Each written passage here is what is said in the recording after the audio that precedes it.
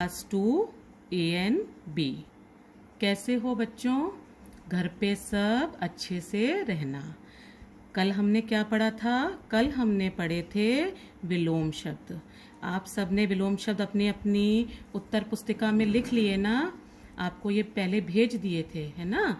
और ये कहानी आज हम पढ़ेंगे, कहानी परोपकारी का फल। और ये कहानी भी आपको लिखने के लिए भेज दी है। मैं आज आपको समझाऊंगी, है ना? और जिसने नहीं लिखी है वो सब बच्चे इसको अपनी उत्तर पुस्तिका में लिख लेना। परोपकारी का फल। एक जंगल में पेड़ पर एक चिड़िया रहती थी। एक जंगल था, एक घना जंगल था, और वहाँ कौन रहता था? एक पेड़ पर एक चिड़िया रहती थी। उसी पेड़ पर मधुमक्खियों का छत्ता भी था। और उस पेड़ पे किसका छत्ता था? मधुमक्खियों का। आपने देखा ना, मधुमक्खियां छत्ता बनाती हैं, हनी भी बोलते हैं, जो शहद देती हैं खूब सारा, वो उनका छत्ता था। एक दिन मधुमक्खी पानी पीने नदी पर गई और लहरों में बह गई। अब एक दिन क्या हुआ, जो वो मधुमक्खी थी जिसका छत्ता पेड़ों पर था, वो पानी पीने गई नदी पर। लेकिन वहाँ नदी में क्या था? खूब लहरें। लहरें पता है ना आपको? ऊपर नीचे खूब वेव्स जिसको बोलते हैं, खूब वेव्स आती हैं, पानी की लहरें। उसमें वो मधुमक्खी बह गई।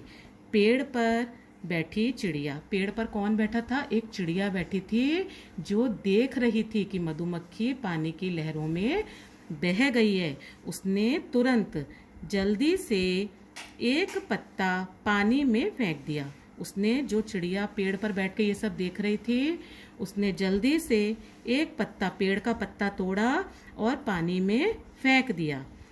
मधुमक्खी उस पत्ते पर चढ़कर नदी के तट पर आ गई। तो उस मधुमक्खी ने क्या करा कि जो लहरों में बह रही थी, उस पत्ते पर उड़कर बैठ गई और नदी के तट पर, किनारे पर आ गई। एक दिन एक शिकारी जंगल में आया।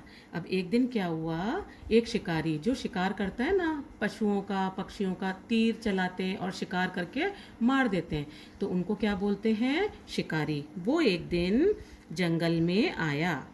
जैसे ही उसने चिड़िया को मारने के लिए निशाना लगाया, उस शिकारी ने क्या करा, जब उस एक पेड़ पे बैठी चिड़िया को देखा तो उसने निशाना लगाया चिड़िया को मारने के लिए। मधुमक्खी ने उसके हाथ पर डंक मार दिया। तो अब कौन देख रहा था? अब मधुमक्खी देख रही थी चिड़िया को। तो उसने क्या करा, जब देखा कि शिकारी उस पर निशाना लगाने वाला है, तो उसने शिकारी के हाथ पे अपना डंक मार दिया। और डंक मारने से क्या हुआ?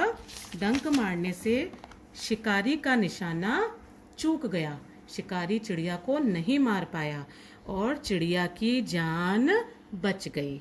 तो इस कहानी से हमको क्या शिक्षा मिलती है कि जब हम दूसरों का भला करेंगे तो कहीं ना कहीं वो भला लौट कर हमारे पास किसी ना किसी रूप में वापस आता है।